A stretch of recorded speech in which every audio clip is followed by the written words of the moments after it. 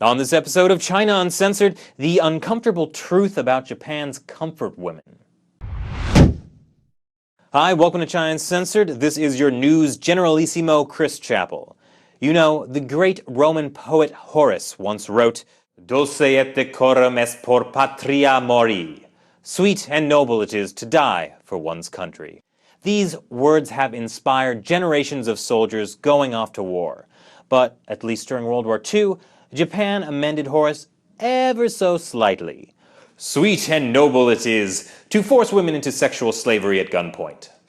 And so while most of the world considers the atrocities committed by Japan during World War II to be, well, atrocities, at least one man has a slightly different take on it. Toru Hashimoto, Osaka mayor, Japan Restoration Party founder, and Mothra of the Japanese political establishment. For a few years now, he's been shaking up politics with his radical ideas about reforming government administration and showing Japan's vast bureaucratic class who's boss. Hold on a second. My producers are telling me that yes, that was the correct clip. Hashimoto also makes occasional charming, witty statements like that Japan really needs a dictatorship and American officers stationed in Japan ought to patronize the local sex industry to reduce crime rates.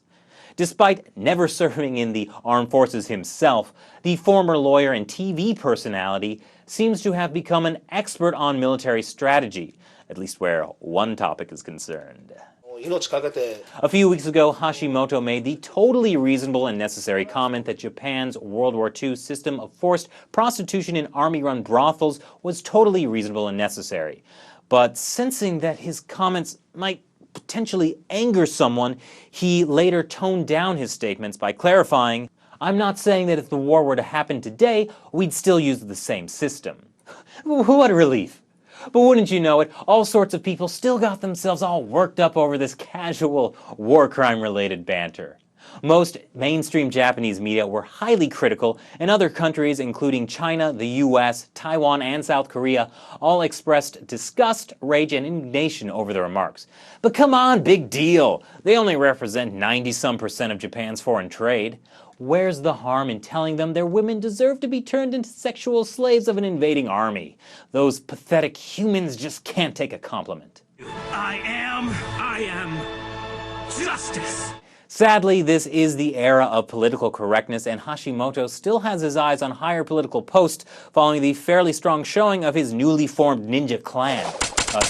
Conservative political party.